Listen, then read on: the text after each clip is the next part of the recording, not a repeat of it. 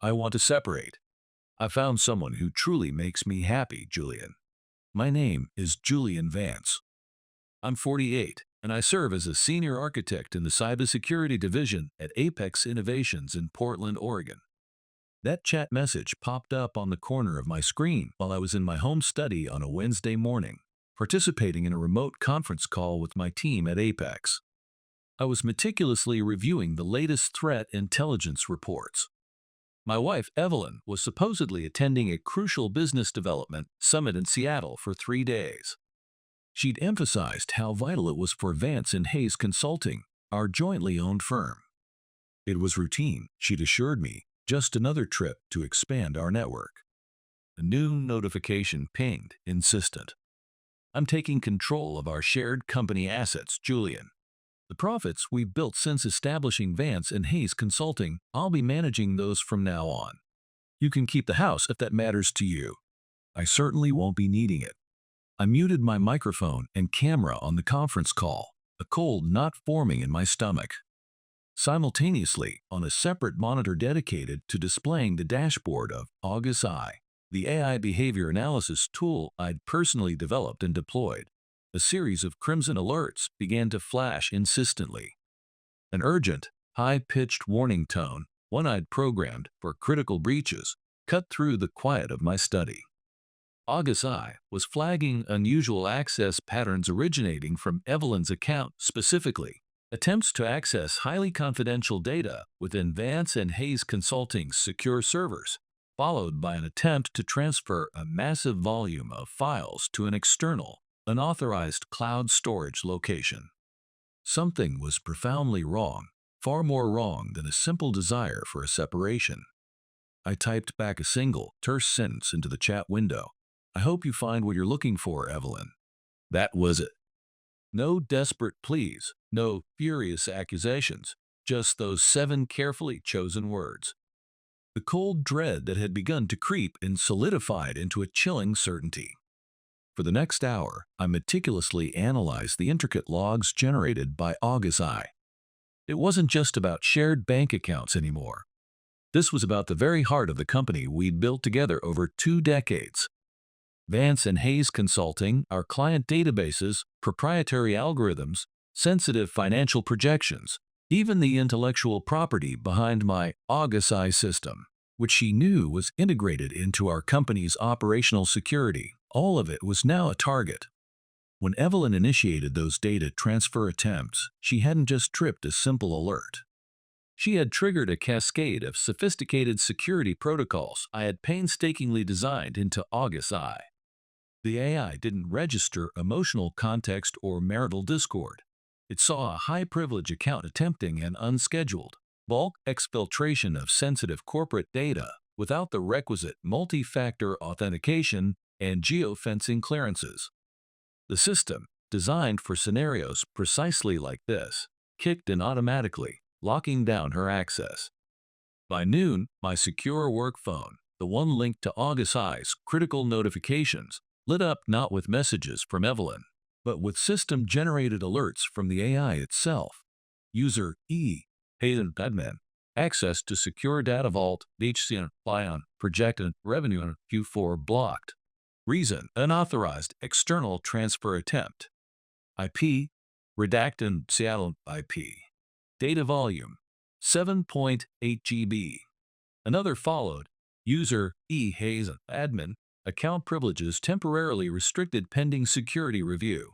All active sessions terminated. I didn't allow myself a grim smile, nor did I feel any sense of triumph. A profound weariness settled over me. I simply acknowledged the alerts, cleared them from the screen, and forced my attention back to the Apex Innovations threat briefing. The cybersecurity of a multinational corporation, a responsibility I bore daily, required my unwavering focus. Evelyn's phone, I knew, would begin buzzing with a different kind of notification soon enough.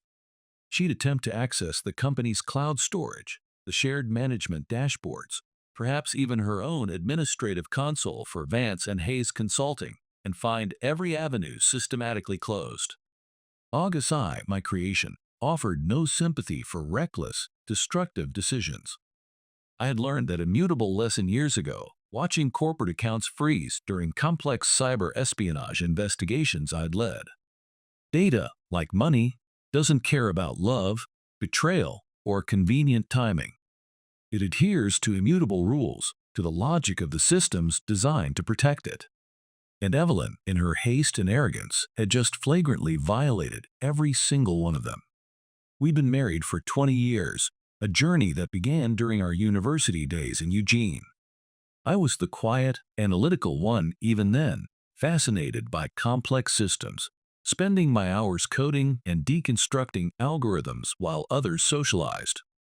Evelyn was the vibrant, outgoing force, the natural networker, embodying every trait one would expect from a future co-founder of a successful consulting firm.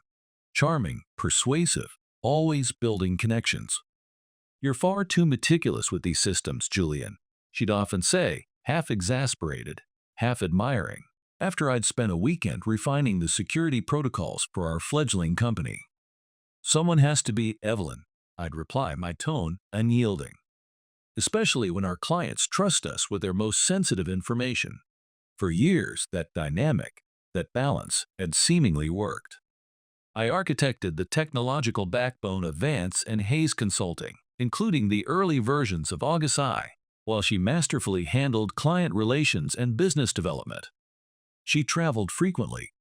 Industry conferences in Austin, leadership seminars in Denver, always expanding her network, always, or so I believed, for the benefit of our company.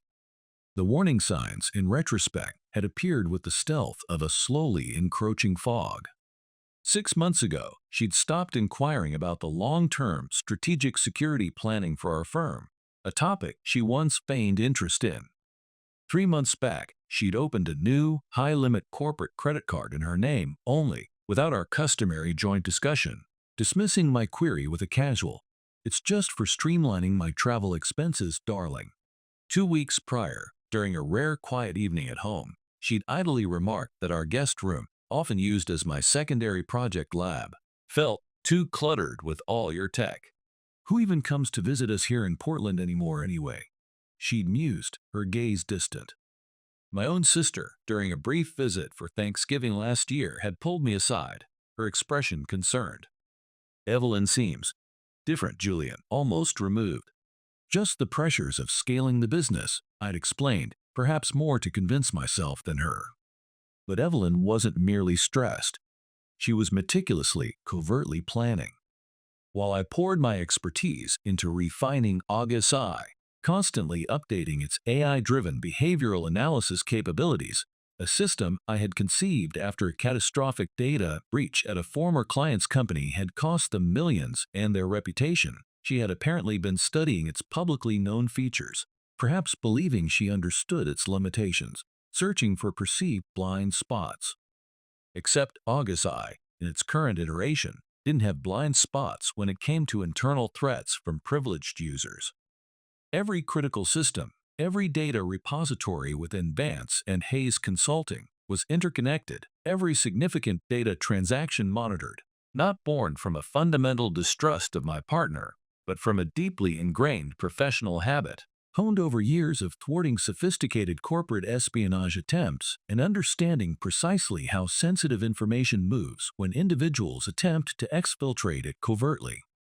Tuesday night, the evening before her supposed departure for Seattle, she had displayed an uncharacteristic, almost pointed, interest in the company's current liquid assets and projected Q4 earnings. "How much do we realistically have in accessible reserves right now, Julian?" she'd asked over a strained dinner, her tone unnervingly casual. "Approximately 1.2 million in operational funds, with strong Q4 projections," I'd replied, a flicker of unease stirring within me. "Why the sudden detailed interest, Evelyn?" "Oh, just curious, darling," she trilled, a little too brightly. "Always good to keep a finger on the pulse, isn't it?" Now, that curiosity resonated with a chilling, stark clarity. She had been calculating the financial logistics of her betrayal, her exit strategy from our life and our business.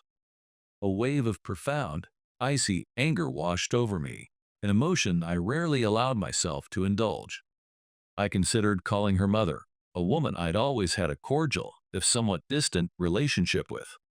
Or perhaps Patricia, her closest friend from university, though I suspected Patricia might already be privy to this betrayal. Even my own parents crossed my mind, but what could I possibly articulate to them? Your daughter-in-law, my wife and business partner of 2 decades, has just attempted to abscond with the entirety of our company's proprietary data and liquid assets, but thankfully, the security system I designed caught her red-handed. It sounded like the ludicrous plot of a low-budget corporate thriller, not the sudden, brutal implosion of my life. Instead, I forced myself through the motions of a normal evening. I prepared a solitary dinner, the silence of our large Portland home amplifying my solitude. I stared blankly at the news, the words and images failing to penetrate the turmoil in my mind. Before retiring to my study for what I knew would be a sleepless night, I checked the August I dashboard one final time. The alerts remained active. Evelyn's access credentials were still locked out, the attempted data transfers definitively blocked, her IP address logged and flagged. The AI's automated incident response protocols had also initiated a deeper forensic scan of her recent system activities. The preliminary report from that scan, which August I would compile overnight, would likely take several hours to generate, detailing the full extent of her attempted digital heist.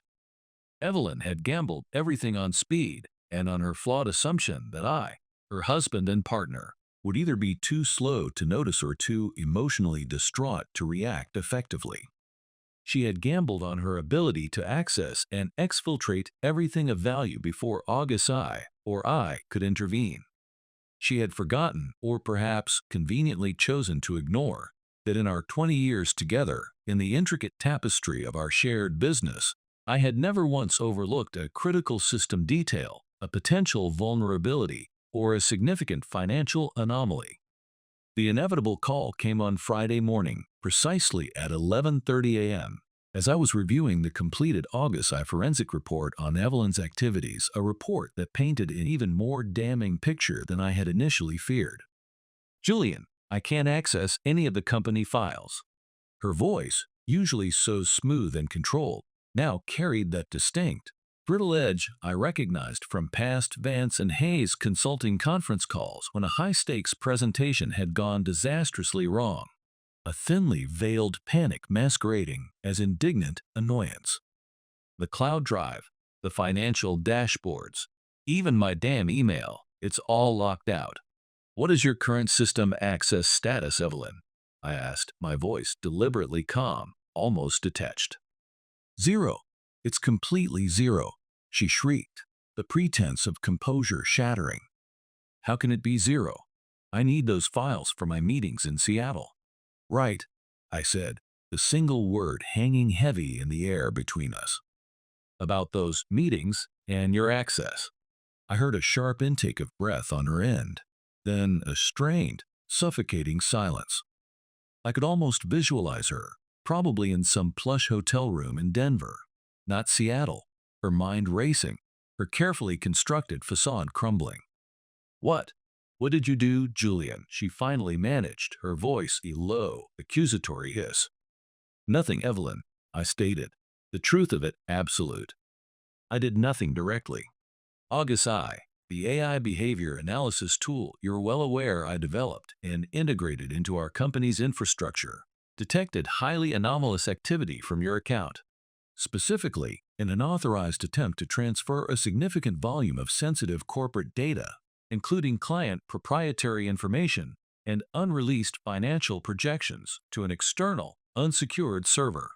Federal cybersecurity regulations, not to mention our own internal data governance policies which you helped draft, mandate an immediate system lockdown and a thorough review for such large-scale, unsanctioned data exfiltration attempts, particularly from a privileged account like yours.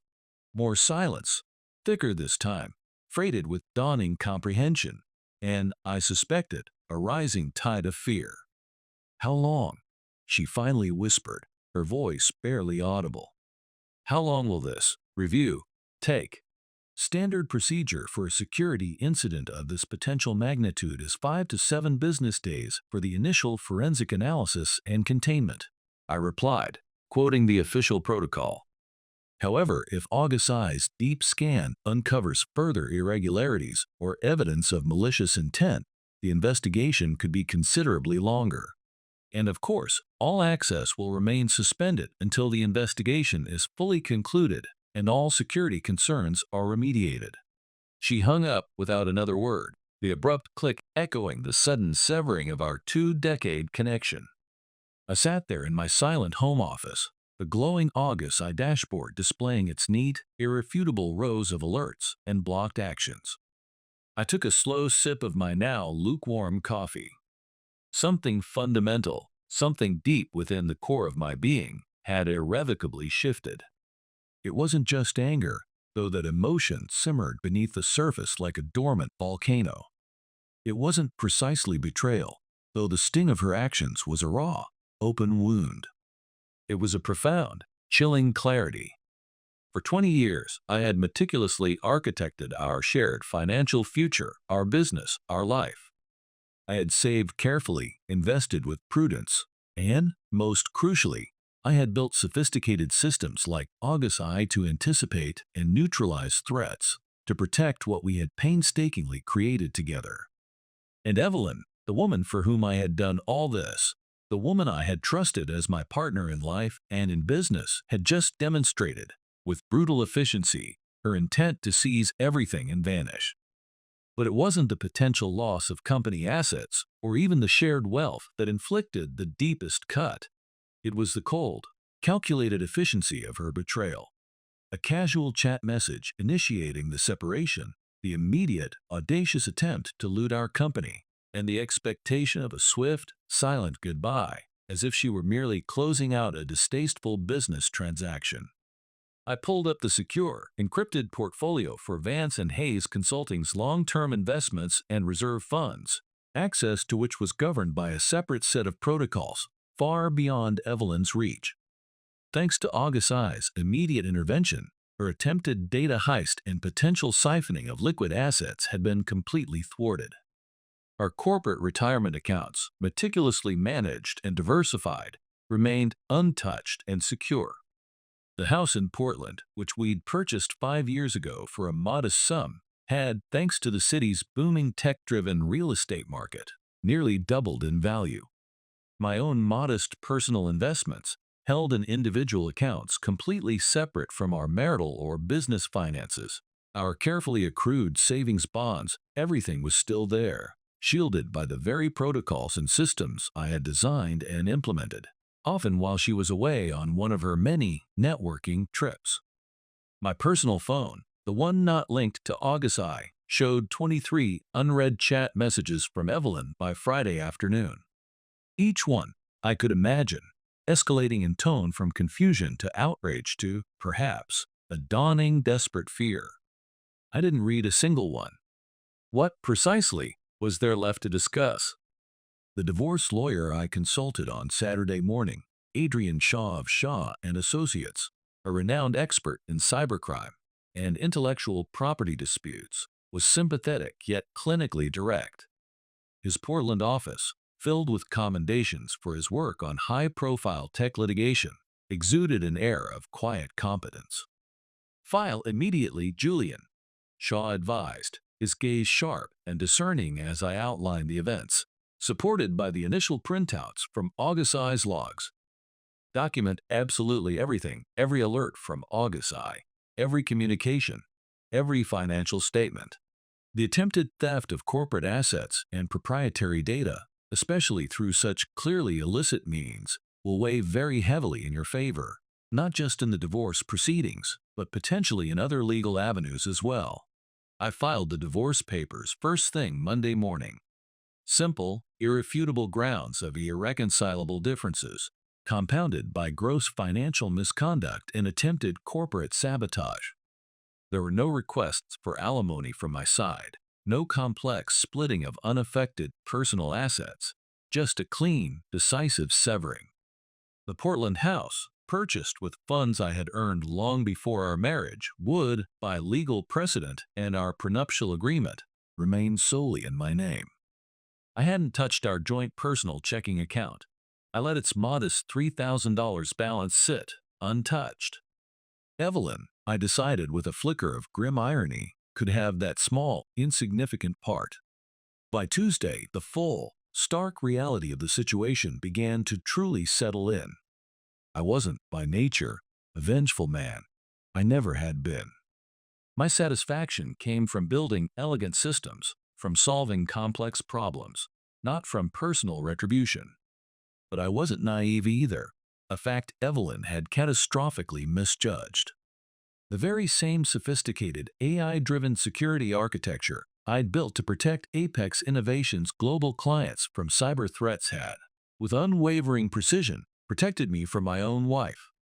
Banking algorithms, data access protocols, and especially AI behavior analysis tools like August Eye don't care about marriage vows or emotional entanglements. They care only about data patterns, about authorization levels, about strict compliance with predefined rules. And Evelyn, in her misguided belief that she could outsmart me, or perhaps that I wouldn't have protections in place for our own company, had violated every conceivable rule, all while undoubtedly thinking she was being exceptionally clever. I went to my office at Apex Innovations, sleek, modern building in the heart of Portland's tech district. I ate a solitary lunch at my desk, my mind sifting through the details of the August I logs, cross-referencing timestamps with Evelyn's fabricated travel itinerary. I reviewed active cybersecurity threat assessments for Apex's clients, the complex digital puzzles a welcome distraction. The bitter irony of spending my days protecting others from digital malfeasance while my own business partner attempted to digitally gut our shared enterprise was not lost on me. The weekend arrived, bringing with it a strange, almost unnerving sense of calm. I methodically cleaned out the guest room Evelyn had so recently complained about, the room that had often served as my late-night lab for refining August Eye's core algorithms. I donated her collection of self-help business books and trendy novels to a local charity. I carefully boxed up photographs of us from Happier Times university graduations, the launch party for Vance and Hayes Consulting, trips to scenic spots around Oregon, not with a surge of anger, but with a quiet, detached sense of practicality. The life I had meticulously planned, the future I had envisioned, had been irrevocably terminated by a series of cold, calculating chat messages and a blatant attempt at corporate theft. But the systems I had painstakingly put in place, the digital sentinels I had engineered, had endured. They had performed exactly as designed. Sometimes, I mused, the best, most robust plans are the ones you fervently hope you'll never, ever need to activate. And sometimes, with a quiet, digital hum, they save you from ruin without you needing to lift a finger, their intervention swift and decisive. Evelyn, predictably, hired Eleanor Vance of Vance and Associates as her attorney. The shared surname was an unfortunate, if somewhat ironic, coincidence. Eleanor Vance was no relation. I knew Ms. Vance by reputation, a sharp, tenacious litigator specializing in corporate law, known for her aggressive tactics and her skill in finding purported loopholes and crafting elaborate legal workarounds for her clients. They filed a motion almost immediately, a desperate, audacious gambit claiming that I, Julian Vance, had maliciously orchestrated the account freeze and data access restrictions, deliberately sabotaging Vance and Hayes Consulting's operations to gain an unfair advantage in the divorce. Mr. Vance, the legal documents read, with a flourish of manufactured outrage, leveraged his sophisticated, proprietary knowledge of the company's IT infrastructure and his exclusive control over the August Eye system to unlawfully restrict Ms. Hayes's access to critical business assets, thereby intentionally damaging her professional standing and the company's ongoing viability. I met with Adrian Shaw again, presenting him with the full, comprehensive forensic report from August Eye, which now included detailed logs of Evelyn's attempts to circumvent standard security protocols in the weeks leading up to her departure. Shaw read their motion, a slow chuckle escaping his lips. They're seriously going with Julian maliciously sabotaged his own company by preventing its assets from being stolen? He said, shaking his head in disbelief. A bold strategy, Ms. Vance. Very bold indeed, especially when the access restrictions and data blocks are clearly documented as automated system responses from August I, triggered by Ms. Hayes' own unauthorized actions, not by any manual intervention on your part, Julian. The timestamps on the August I alerts, correlating precisely with Ms. Hayes' attempts to exfiltrate data, will be rather difficult for them to explain away. The preliminary hearing on their motion was scheduled for 2 weeks out, a delay that clearly frustrated Evelyn, judging by the escalating frequency of her calls. Meanwhile, Evelyn, presumably stranded and increasingly desperate in Denver, called our Portland home landline 17 times on Sunday night alone. I finally answered, my voice calm, my patience wearing thin. Julian, you absolutely must call the company's IT support, or whoever controls that infernal August I thing, she demanded, her voice tight with strain. You need to tell them that my access was, and is, fully authorized. I am completely stranded here, unable to conduct any business. And where, precisely, is here, Evelyn? I asked, knowing August I had logged her IP address consistently from a Denver location, not Seattle. You were supposed to be at a vital business development summit in Seattle, representing Vance and Hayes Consulting. A brief, telling silence. I'm in Denver, she admitted, her voice dropping.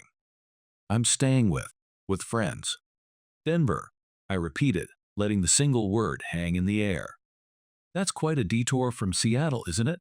Especially for such a crucial summit. Silence again, longer this time, charged with her unspoken deception. Then, a flustered, It's complicated, Julian. I'm quite sure it is, Evelyn, I replied, my tone devoid of warmth. Did you manage to inform your conference organizers in Seattle about this unexpected change in your itinerary? Or perhaps your direct contacts at the companies you were scheduled to meet? Don't start with that, Julian, she snapped, her composure fraying. I'm merely asking, Evelyn, I said, my voice still level, since you are, supposedly, on a critical work-related trip for Vance and Hayes Consulting, a company whose assets you recently attempted to unlawfully transfer. Click. She'd hung up again. Monday brought interesting, if not entirely unexpected, developments. My August I system, ever vigilant, flagged a new series of alerts. Evelyn, apparently growing more desperate, had attempted to open several new high-limit corporate credit cards and lines of credit using Vance and Hayes Consulting's credentials and our joint home address in Portland. 3 applications in just 2 days, all automatically declined by the financial institutions due to the ongoing security investigation flagged by August I and the subsequent alerts I had, through Shaw, discreetly shared with our primary corporate bank. She was now trapped in a tightening financial vice, one entirely of her own meticulous, if short-sighted, making. No access to company funds or critical data, her corporate credit frozen, her travel presumably limited to whatever personal cash she had on hand when she absconded. Tuesday, Eleanor Vance, Evelyn's attorney, called me directly, a highly unorthodox move. Mr. Vance, this situation is rapidly escalating and becoming unnecessarily messy, Ms. Vance began, her tone a blend of professional concern and thinly veiled accusation. Your wife, Ms. Hayes, requires access to basic living expenses while these misunderstandings are resolved. She is welcome to utilize the funds in our joint personal checking account, Ms. Vance, I replied calmly. There is approximately $3,000 sitting there, untouched by me since her departure. That is hardly a reasonable sum for a woman of her standing, Mr. Vance.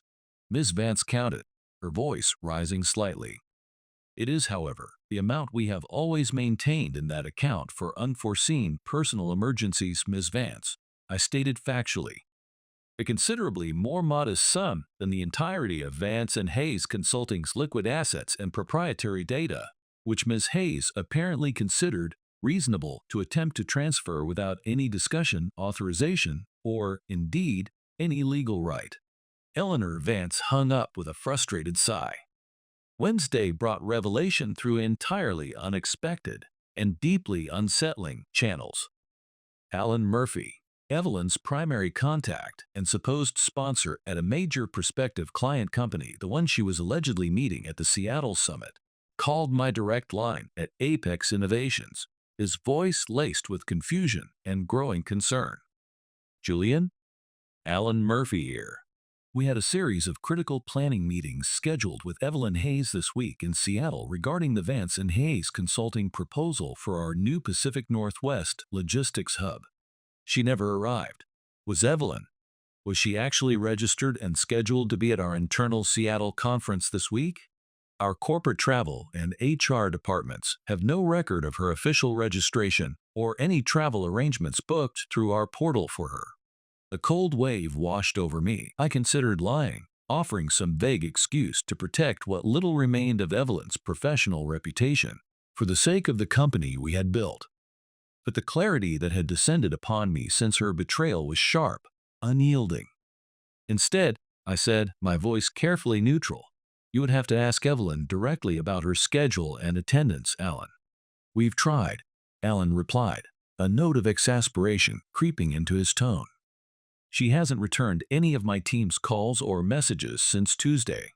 Frankly, Julian, between us, we've also noticed some irregularities in the preliminary expense projections she submitted for this Seattle trip. They seemed unusually high, even for a comprehensive 3-day engagement." My stomach twisted into a tight knot.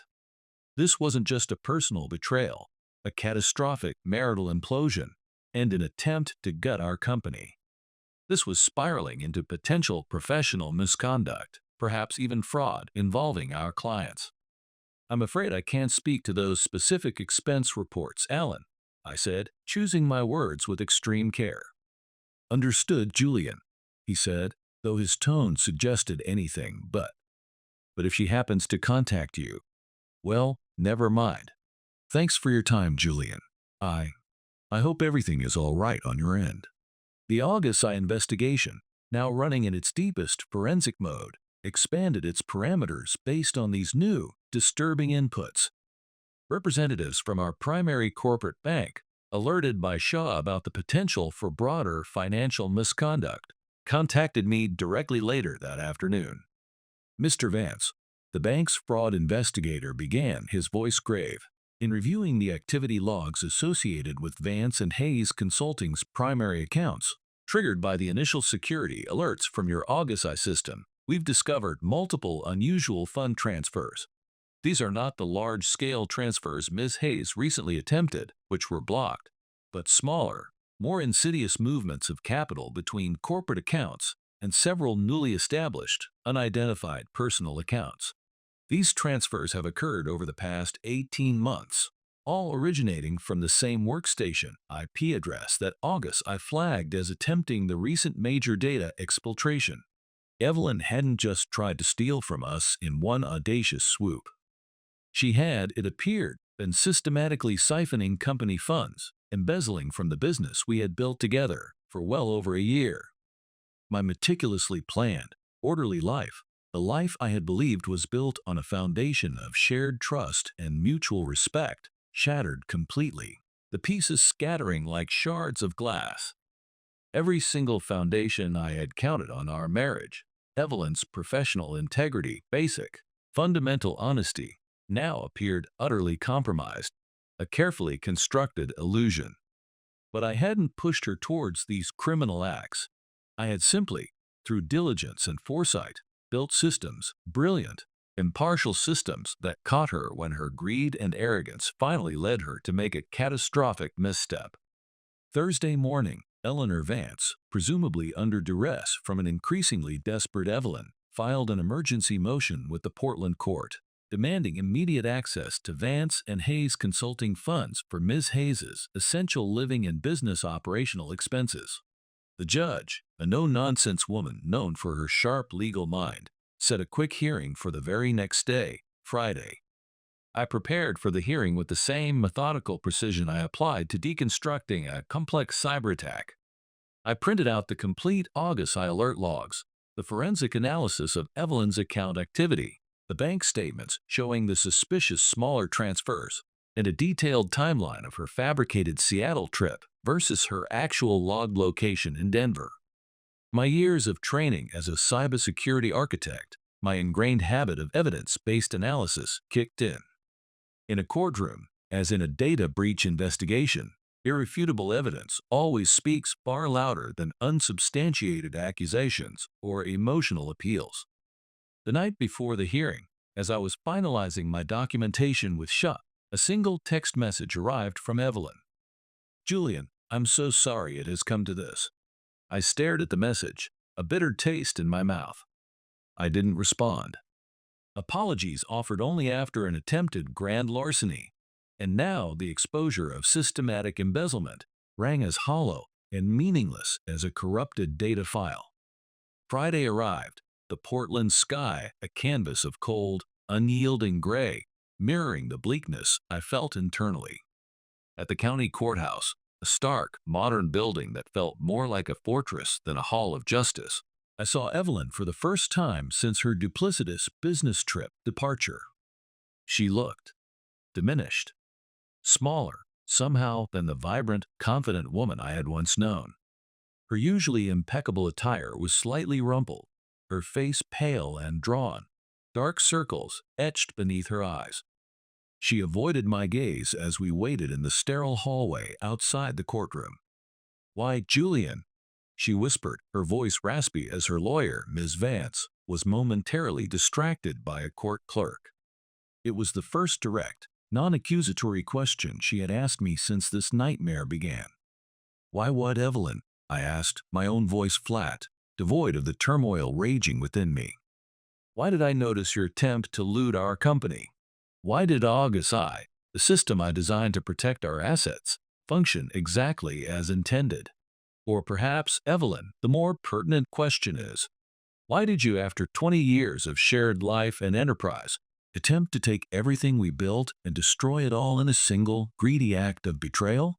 She had no answer, of course. She simply turned away, her shoulders slumped, as Ms. Vance rejoined her. The hearing itself was mercifully brief, lasting no more than 20 minutes.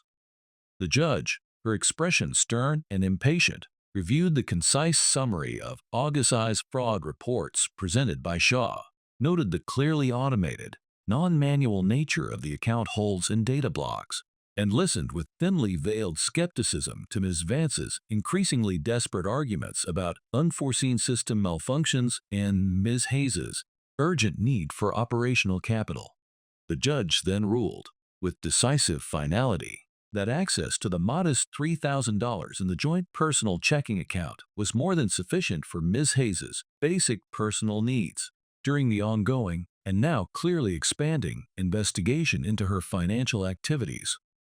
Her emergency motion for access to Vance and Hayes consulting funds was summarily denied. Evelyn walked out of the courtroom, empty-handed, her expression a mixture of disbelief and dawning despair. Her carefully laid trap, designed to ensnare the assets of our company, had instead snapped shut firmly on herself. The following Monday, as I was debriefing Olivia Chen, my trusted senior engineer at Apex Innovations, on a particularly complex new ransomware strain, I received an unexpected visitor at my office. Victor Sterling, a lead investigator from the Federal Cybercrime Task Force, the FCTF, introduced himself. He was a tall, imposing man, his demeanor all business, his eyes sharp and assessing. "Mr. Julian Vance?" Sterling began, his voice deep and resonant. "We found compelling evidence of systematic, sophisticated financial fraud involving your wife, Evelyn Hayes, your jointly owned company Vance and Hayes Consulting, and potentially several interconnected corporate accounts and external entities. We believe, based on preliminary analysis of banking records and an anonymous tip supported by highly credible system logs, that we are looking at a significant case of corporate embezzlement and potentially business identity theft. Frankly, Mr. Vance, we need your expertise." I am not involved in any illicit activities, Investigator Sterling, I stated firmly, my mind racing to process the implications of FCTF involvement. We know, Mr. Vance, Sterling affirmed, a slight nod acknowledging my statement. That is precisely why we are here, seeking your assistance. The anonymous information we received, which included partial logs from a system referred to as August I, flagged anomalous transaction patterns and data access attempts that our initial federal screening systems, frankly, missed or deprioritized. Your personal AI behavior analysis tool, it seems, is remarkably effective. Over freshly brewed coffee in a sterile Apex Innovations conference room, Investigator Sterling, accompanied by a younger, keenly observant agent he introduced as Clara Jensen, a digital forensics specialist, began to reveal the astonishing scope of what August I had initially uncovered. Evelyn, it turned out, hadn't acted alone in her systematic siphoning of funds from Vance and Hayes Consulting. Marcus Thorne, a director at a rival Portland-based consulting firm, Innovate Solutions, and a man Evelyn had vaguely mentioned attending industry networking events with, had apparently helped her establish a complex, covert web of shell corporations and intermediary accounts. They had, according to the FCTF's initial findings, been systematically diverting Vance and Hayes Consulting's corporate funds, client retainers, and even sensitive project budgets into these personal slush fund accounts for nearly 2 years. Your August I system, Mr. Vance, Sterling explained, gesturing towards the heavily redacted printouts Jensen had laid on the table, triggered a series of high-priority alerts related to Ms. Hayes' recent attempt to exfiltrate massive amounts of data and transfer significant liquid assets. These alerts, when cross-referenced with the anonymous tip we received, prompted us to initiate a full-spectrum audit of Vance and Hayes Consulting's entire financial and digital footprint, as well as any entities closely associated with Ms. Hayes and Mr. Thorne. A sickening wave of nausea washed over me. How much? I managed to ask, my voice hoarse. How much are we talking about? Our preliminary forensic accounting estimate, Mr. Vance, Jensen interjected, her voice precise and devoid of emotion, is approximately $2 million, diverted across at least 5 distinct shell accounts, primarily routed through Innovate Alpha, a paper company we've traced directly to Marcus Thorne. I felt physically ill. While I had been meticulously tracking our personal finances, building our shared future, and pouring my heart and soul into developing cutting-edge cybersecurity solutions like August I to protect our company and our clients, my wife, my partner of 2 decades, had been methodically running a sophisticated corporate embezzlement scheme right under my nose, in collaboration with a rival. The betrayal, I now realized with a fresh stab of anguish, ran far deeper, was far more insidious than a failed marriage or a simple, impulsive act of greed. This was a calculated, long-term deception. What happens now? I asked, the words feeling heavy and surreal. A full federal investigation is now underway, Mr. Vance, Sterling stated. Wire fraud, conspiracy to commit fraud, aggravated identity theft, money laundering. The list of potential charges is extensive. Your personal accounts and assets, Mr. Vance, are already being carefully segregated from the primary business fraud case by our forensic accountants, based on the evidence provided by August I and your own transparent financial records. However, we will require comprehensive documentation from you, tax returns, personal financial statements, the complete, unredacted audit trail from your August I system, and any communications you've had with Ms. Hayes or Mr. Thorne that might pertain to these activities to definitively establish your lack of knowledge or involvement in their criminal enterprise. I assured them of my full cooperation and began the process of securely transferring years of meticulously organized digital records to the FCTF. Every tax return, every personal financial statement, the entire, detailed audit log from August I, showcasing its detection of Evelyn's initial, smaller suspicious transactions which I had, at the time, tragically misattributed to administrative errors or unusual, but legitimate business expenses. Every piece of digital evidence proving I had built these sophisticated protocols for protection, for security, for the ethical operation of our business, not to enable or conceal theft. Evelyn texted me that evening, her message laced with a new, palpable terror.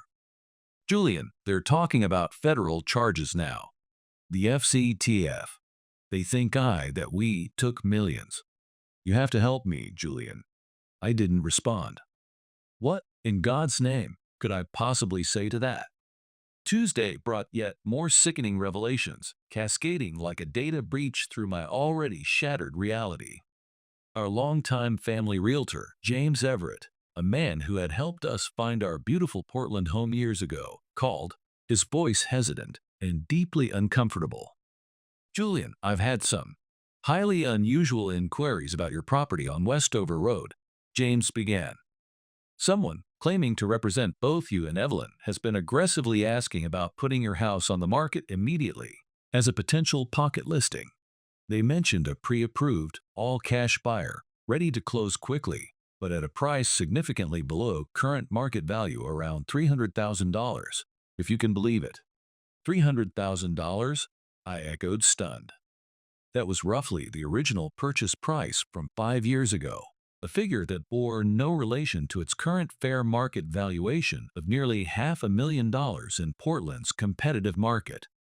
The individual making these inquiries, Julian, James continued, his voice dropping conspiratorially, identified himself as Marcus Thorne. How did you know that name, James? I asked, a cold, dreadful suspicion forming in my mind. The disparate pieces of this ugly puzzle clicked into place with horrifying clarity. Evelyn and Thorne hadn't just stolen millions in company funds. They had been meticulously planning a complete, audacious exit strategy, which included attempting to fraudulently acquire our marital home at its significantly undervalued original purchase price, likely through a Confederate straw buyer. They would then, presumably, flip it immediately for its current market price of around $500,000, pocketing the substantial difference, effectively stealing my equity in the property as well. It was a comprehensive, multi-layered plan of theft, cunningly disguised as a series of legitimate, if rushed, financial and real estate transactions. Wednesday, I found myself meeting with Detective Clara Jensen again, this time at the FCTF's Portland field office, a sterile, high-security facility buzzing with quiet intensity. She confirmed the emerging pattern with grim professionalism. Mr. Vance, it appears Thorne and Ms. Hayes were targeting properties owned by employees or principals of companies they were embezzling from, Jensen explained, gesturing to a complex flowchart on a large monitor. They would create artificial financial distress within those companies through their embezzlement schemes, then leverage that distress or fabricate other pressures to try and force quick, below-market sales of personal assets like your home. Your AugusI system, by detecting the initial unauthorized data transfer attempts and account access anomalies, effectively uncovered not just the direct corporate embezzlement, but also this broader, syndicated property fraud scheme. How many other victims are there? I asked, my voice barely a whisper. We've identified at least 12 other families or small business owners in the Pacific Northwest so far, who appear to have been targeted or victimized by similar schemes orchestrated by Thorne and his network, often with Ms. Hayes playing a key role in identifying vulnerable targets through Vance and Hayes Consulting's legitimate business dealings. Your case, Mr. Vance, because of the detailed, contemporaneous digital evidence captured by AugusI, provides the cleanest, most direct evidence trail we currently have into their entire criminal enterprise. I thought of those 12 other families, people like me, who had trusted, who had planned meticulously, who had diligently followed the rules, only to be preyed upon by individuals who viewed those rules as mere obstacles to be circumvented. A deep, cold anger, an emotion I rarely experienced with such intensity, solidified within me. Thursday, Evelyn's desperate, last-ditch attempt to gain access to the frozen Vance and Hayes Consulting funds through an emergency court order, argued again by a visibly flustered Eleanor Vance, failed spectacularly.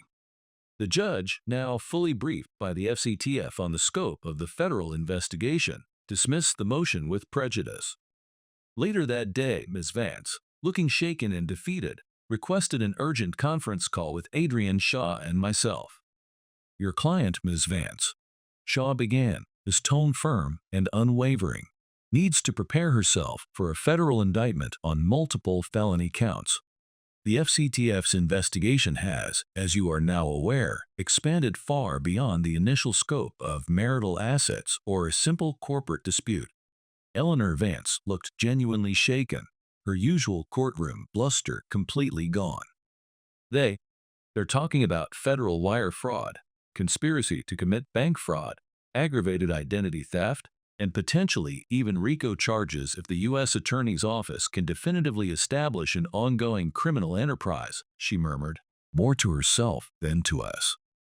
Evelyn, my wife of 2 decades, the woman I had once loved and trusted implicitly, would likely face significant federal prison time, not just for her attempt to steal from me and our company, but for her integral role in a systematic, multi-million-dollar campaign of theft from her employer, her clients, and numerous other unsuspecting victims, all orchestrated in concert with Thorne and his criminal network. That evening, with a heavy heart but a clear conscience, I meticulously compiled and forwarded all my financial documentation, every AugusI alert, every system monitoring log, every piece of digital evidence my systems had collected over the past 2 years, directly to the U.S. Attorney's Office in Portland, as requested by investigator Sterling. I hadn't built AugusI or any of my security systems for vengeance. I had built them to protect, to secure, to ensure integrity. But in fulfilling that primary function, they had inadvertently, yet inexorably, uncovered a web of criminality far larger and more repugnant than a simple, personal betrayal. Justice, I was beginning to understand, doesn't always stem from fiery anger or a thirst for revenge. Sometimes it arrives quietly, dispassionately, through the cold, hard logic of facts, through the undeniable clarity of data patterns, through the unwavering vigilance of systems designed to reveal truth, no matter how ugly or inconvenient that truth may be. And sometimes, as I was now learning, that truth can ruin far more than just marriages. It can dismantle entire criminal enterprises. I testified before the federal grand jury on Thursday morning, my voice steady, my answers clean, factual, and devoid of overt emotion as I explained, in meticulous detail, precisely how my AugusI AI behavior analysis and financial monitoring systems functioned. "The automated alerts, Your Honors, and members of the jury," I stated, addressing the panel directly, were triggered at approximately 3 o'clock Pacific time on the Wednesday in question, when Ms. Hayes's authenticated user credentials initiated unauthorized data exfiltration attempts and financial transfer requests that exceeded multiple pre-set velocity thresholds and violated established geofencing parameters. No human intervention was required to trigger these initial security lockdowns. AugusI's core AI engine acted autonomously based on its programmed protocols. The assistant U.S. attorney, a sharp, focused woman named Ms. Albright, clearly appreciated the technical precision and the irrefutable nature of the digital evidence. "Mr. Vance," Ms. Albright asked, her gaze direct, "did you at any time access your wife's personal accounts or her corporate accounts beyond the scope of your legitimate administrative duties as a co-owner and CTO of Vance and Hayes Consulting, without her explicit permission?" "No, Ms. Albright," I replied firmly. I did not. The AugusI system was designed to monitor all critical company accounts and data flows within Vance and Hayes Consulting, including those accessible by Ms. Hayes in her capacity as CEO for security and compliance purposes only. I built it with her full knowledge and initial enthusiastic support, I might add, to detect and flag unusual or unauthorized patterns in our shared corporate finances and data assets, primarily to protect us from external threats and ensure regulatory compliance. 2 grueling hours of testimony followed. Intricate details about every AugusI alert, every security protocol I had designed, how the AI differentiated between normal, authorized user behavior and suspicious, potentially malicious activity, complete with flowcharts and data logs projected onto a large screen for the jury. With each passing minute of my testimony, Evelyn's potential sentence, should she be convicted, grew clearer and more severe. The U.S. Attorney's Office, Ms. Albright later informed Shaw, was preparing an indictment that would likely include multiple counts of wire fraud, conspiracy to commit bank fraud, aggravated identity theft, and embezzlement, a potential sentence of 20 years or more in federal prison if she were convicted on all charges. After my testimony concluded, I drove straight from the federal courthouse to my office at Apex Innovations. My team leader, Olivia Chen, a brilliant and empathetic systems engineer who had become a quiet source of support during this ordeal, had been skillfully fielding calls and inquiries all week. "Julian," Olivia said, her expression a mixture of concern and professional resolve, "the federal investigators from the FCTF just called again. They said they need our assistance with a full systems audit of everything at Vance and Hayes Consulting that Ms. Hayes had direct access to, or could have potentially compromised. They specifically mentioned needing to understand the back-end architecture of August I to verify its integrity and the chain of custody for the logs you provided. We spent the entirety of Friday and much of the weekend meticulously converting and documenting 3 years of Vance and Hayes Consulting's financial data, system access logs, and August I's operational records. Every login, every transaction, every data access point Evelyn had used or could have used to orchestrate her elaborate scheme with Thorne. None of us, Julian, not even those of us who worked closely with both of you at V&H in the early days, ever saw this coming," Olivia said quietly, as we paused late Friday evening, surrounded by takeout containers and the hum of servers. "Nobody ever does, Olivia," I replied, a profound weariness in my voice. "That's precisely why these systems, these impartial digital sentinels, exist. To see what humans, blinded by trust or misplaced affection, often cannot or will not see." The weekend, despite the intense work, brought an unexpected, almost surreal sense of peace, a quiet before the inevitable storm. Federal investigators, armed with search warrants based in large part on my testimony and the August I logs, discreetly seized Evelyn's and Marcus Thorne's personal and work-issued phones, laptops, tablets, and any external storage drives they could locate. The digital evidence against them, I was later told, mounted hourly as FCTF forensic teams began their analysis. Sunday afternoon, Eleanor Vance, looking pale and sounding utterly defeated, called Adrian Shaw. Shaw patched me into the call. "Mr. Shaw, Julian," Ms. Vance began, her voice stripped of its usual adversarial tone. "Evelyn. Ms. Hayes.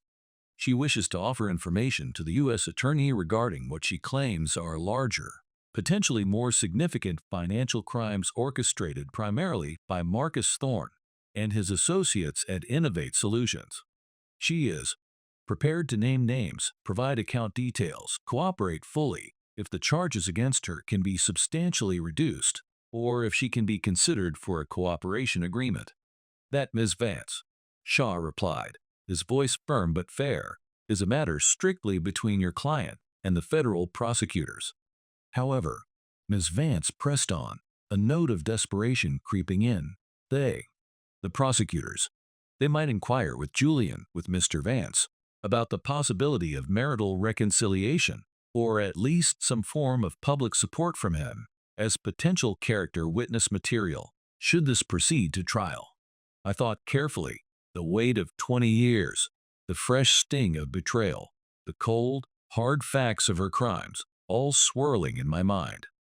"Ms. Vance," I said finally, my voice clear and unwavering, "please inform the U.S. Attorney's Office and your client that our marriage effectively and irrevocably ended the moment Evelyn Hayes initiated the unauthorized transfer of Vance and Hayes Consulting's proprietary data and financial assets, an act of blatant theft and profound betrayal. The rest," I added, my gaze falling on the glowing, impassive dashboard of August I on my monitor, "is simply a matter of accounting of data, of immutable numbers and incontrovertible digital evidence." Monday, I received formal, notarized notification from the U.S. Attorney's Office via Shaw that their investigation into the attempted theft of marital assets and the initial corporate data breach at Vance and Hayes Consulting was now substantially complete, at least as it pertained to my direct involvement or victimization. All corporate retirement funds and legitimate business assets that Evelyn had attempted to misappropriate were, thanks to August I's intervention and subsequent FCTF action, fully secured and would be returned to the appropriate, legally designated accounts or placed under the control of a court-appointed receiver for Vance and Hayes Consulting, pending its inevitable dissolution. The joint personal checking account, the one with the modest $3,000 balance, would be split equally, $1,500 for me, $1,500 for Evelyn, precisely half of the basic living expenses she had so desperately and outrageously claimed she needed just a few weeks prior. Tuesday brought a chilling, irrevocable finality. Sealed federal indictments were issued by the grand jury. Evelyn Hayes, Marcus Thorne, and 5 other key employees and associates of Innovate Solutions were formally charged with orchestrating a complex, organized financial fraud scheme that spanned across Oregon, Washington, and potentially California, defrauding businesses and individuals of millions of dollars. The subsequent bail hearing for Evelyn and Thorne revealed even more damning details. Under strict federal guidelines for financial crimes of this magnitude, and given the clear evidence of their attempts to liquidate assets and their access to sophisticated networks that could facilitate flight, both were deemed significant flight risks. No bond was granted. Evelyn Hayes, my wife of 2 decades, would remain incarcerated in a federal detention center pending her trial. Her text message, sent from a jail-issued tablet on Tuesday evening, somehow found its way to my personal phone. It read simply, "Julian, I swear, I never meant for any of it to go this far." I finally, after days of silence, responded to one of her messages. My reply was equally brief and brutally honest. "You never meant to get caught, Evelyn." Wednesday, the U.S. Attorney's Office, as anticipated, offered formal plea deals to all indicted parties, substantially reduced sentences in exchange for full, truthful cooperation and testimony against their co-conspirators, particularly against Marcus Thorne, whom the feds clearly viewed as the primary architect of the broader criminal enterprise. Evelyn's choice was now stark and deeply personal. Face a potential 20 years or more in federal prison if convicted at trial, or cooperate fully, testify against Thorne and his network, and perhaps, just perhaps, see a sentence closer to 5 to 7 years. I spent that evening clearing out what had once been her office in our Portland home, a room she had rarely used in recent years, preferring the sleek, impersonal anonymity of hotel business centers and airport lounges. Boxes of outdated marketing materials from Vance and Hayes Consulting, old client files, thankfully. August, I confirmed she hadn't accessed these recently, and stacks of computer printouts detailing grandiose, unfulfilled business plans. In the bottom drawer of her ornate desk, tucked beneath a pile of expensive but unread industry journals, I found a small, leather-bound notebook. Inside, in her familiar, elegant handwriting, were meticulously detailed lists of real estate prices in affluent Portland neighborhoods, property assessments for various homes, and, chillingly, a list of 12 specific residential addresses targets. I realized with a fresh wave of nausea. Our house on Westover Road was number 7 on that list. She had planned her deceptions methodically, with the same attention to detail I might have applied to designing a secure network, but her meticulousness was channeled entirely towards theft, towards betrayal, instead of towards security and shared prosperity. Thursday afternoon, the divorce proceedings, which had been temporarily on hold pending the initial FCTF investigation, resumed with a new, grim urgency. Evelyn's incarceration, naturally, complicated everything significantly.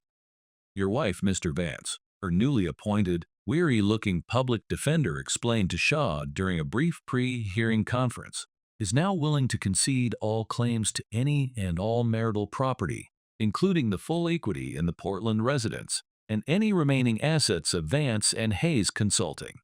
In exchange, the public defender continued, his voice flat. She requests your favorable testimony regarding her character and the nature of your marriage should her federal case proceed to trial.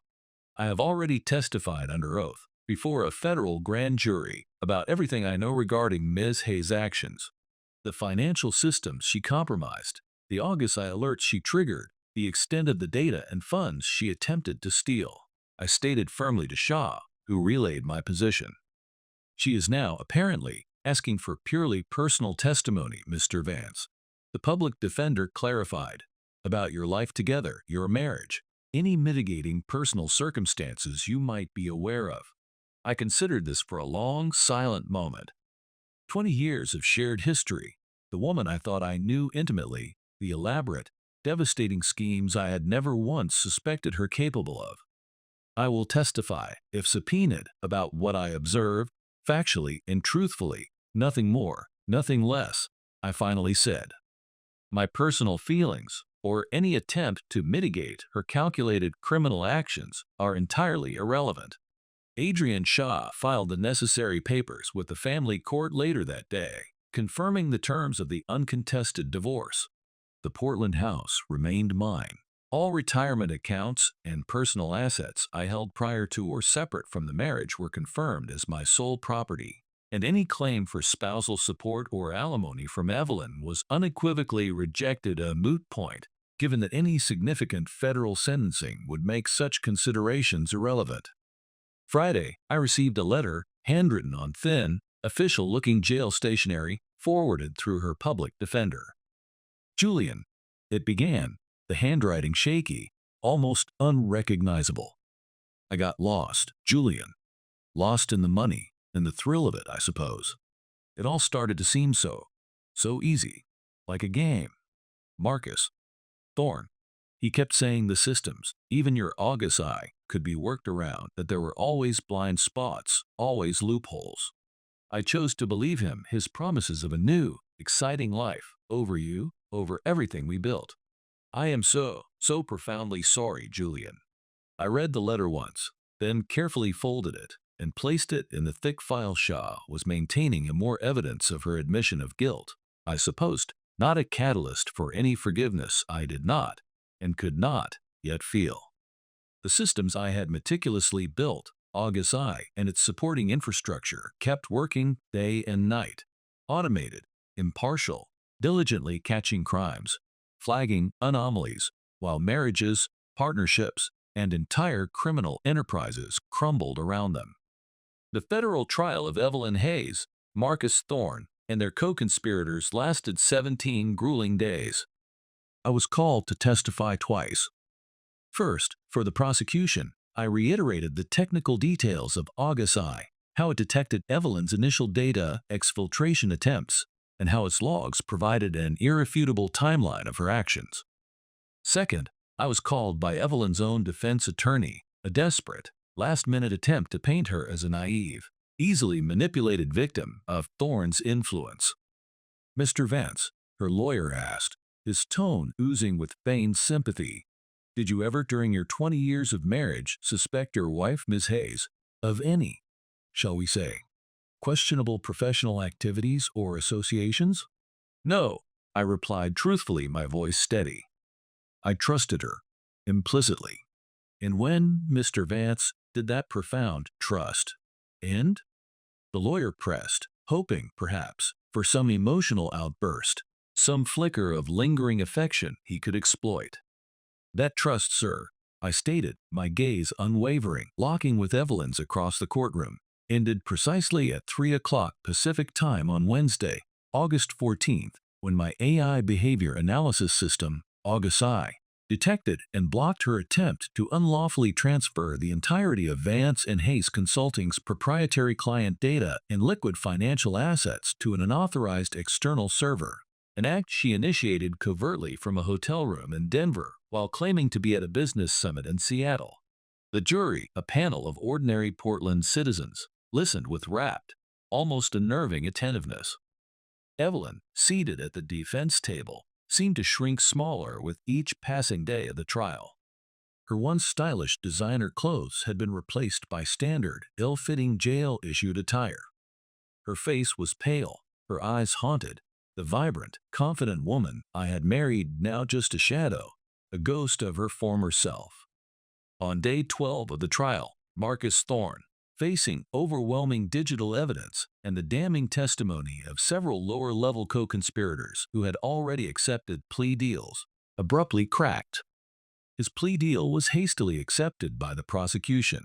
Full, detailed cooperation and testimony against his entire network, including Evelyn, in exchange for a recommended sentence of 7 years in federal prison, instead of the potential 25 or more he faced if convicted by the jury. Thorne, in a chillingly detached and methodical testimony that spanned 2 full days, detailed everything. The systematic embezzlement from multiple marketing budgets, the sophisticated property manipulation schemes, the network of complicit executives and shell corporations stretching across 3 West Coast states. Evelyn's role, as Thorne described it, was not that of a naive pawn, but as a crucial, trusted coordinator and facilitator. She allegedly ran the internal books for their illicit side operations, meticulously tracked the flow of stolen funds, and skillfully manipulated company financial statements at Vance and Hayes Consulting to ensure nothing looked immediately unusual or alarming to external auditors, or, presumably, to me. Ironic, I thought with a fresh wave of bitterness. She had learned the principles of financial diligence and meticulous record-keeping from watching me build our legitimate business over 2 decades, then twisted and perverted those very principles to enable a criminal enterprise, rather than to ensure its protection and integrity. The prosecution then played a series of recorded jailhouse phone calls between Evelyn and Thorne, made before Thorne's decision to cooperate, calls that August I itself could never have intercepted. Evelyn's voice, sharp, clear, and chillingly pragmatic, filled the courtroom. "Julian is too focused on his own grand systems at Apex, Thorne," she was heard saying in one call. "He's too predictable, too ethical. He'll never bother to check my personal work accounts or question my expense reports at V&H. He trusts me too much." My wife of 20 years, the woman who knew my character, my routines, my deep-seated belief in ethical conduct, betting on my unwavering respect for personal boundaries and professional trust to enable her calculated, systematic crimes. Day 17 brought the inevitable verdict from the jury. Guilty. Guilty on 12 counts of federal wire fraud. Guilty on 8 counts of conspiracy to commit bank fraud and identity theft. Guilty on 2 counts of aggravated embezzlement from a federally insured institution. Sentencing was formally set for 6 weeks later, a mere formality given the federal sentencing guidelines for crimes of this magnitude. I walked out of the federal courthouse, past the throng of reporters and news cameras, directly to my truck, which was parked several blocks away. No triumphant press conferences, no emotional public statements. I just drove home to my quiet, empty house in Portland. August I, the impartial system of logic and code I had created, had done its job with cold, unwavering precision. It had detected the fraud. It had preserved the evidence. It had enabled justice. Not vengeance, I told myself, just inevitable, logical consequences.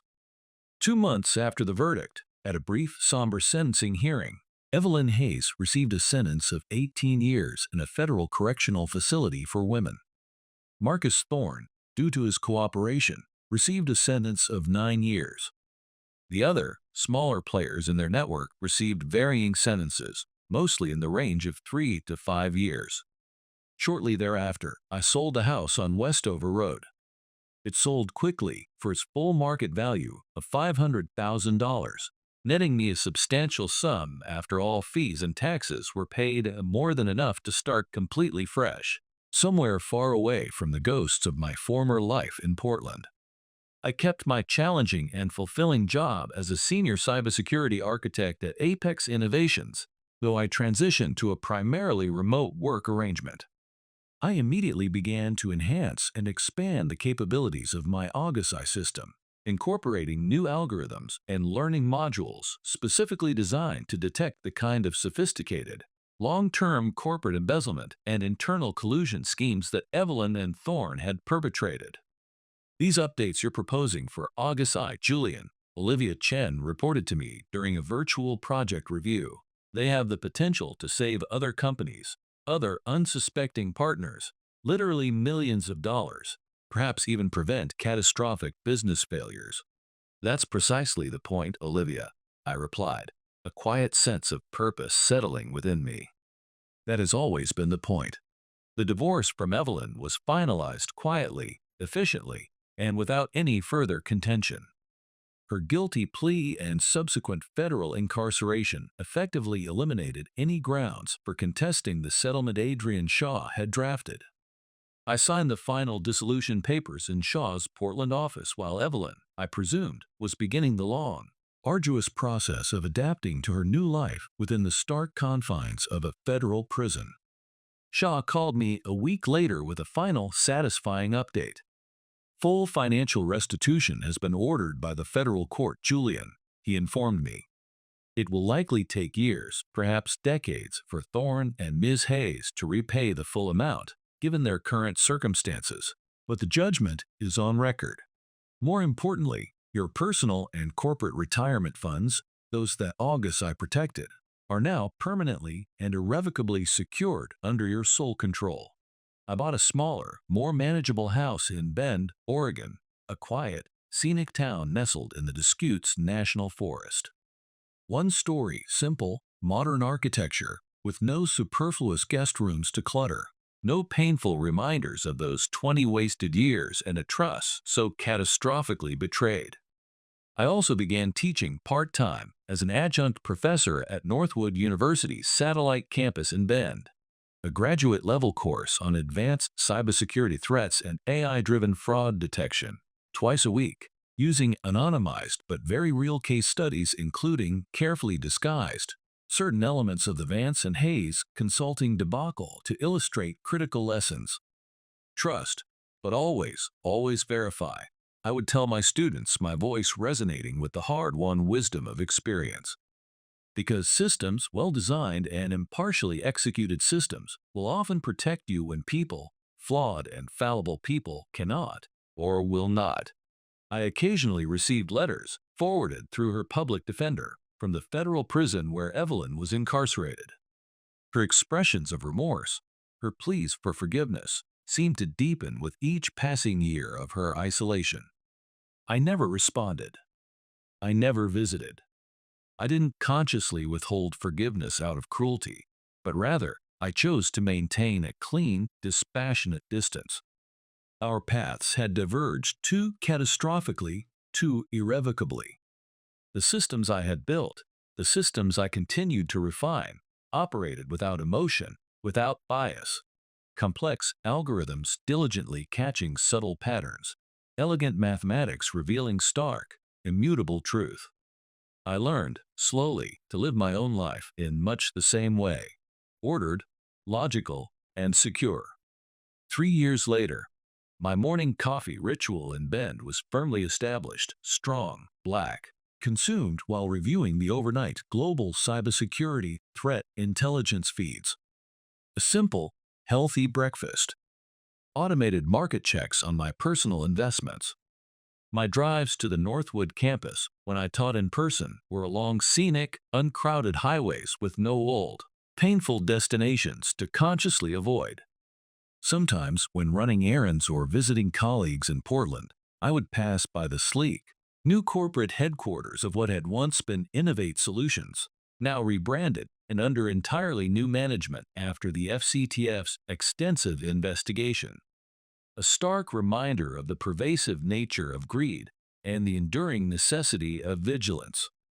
The 12 other families and businesses victimized by Thorne and Evelyn's schemes eventually received some measure of financial restitution, though I knew the emotional scars would likely remain. They too had learned to trust more carefully, to verify more diligently.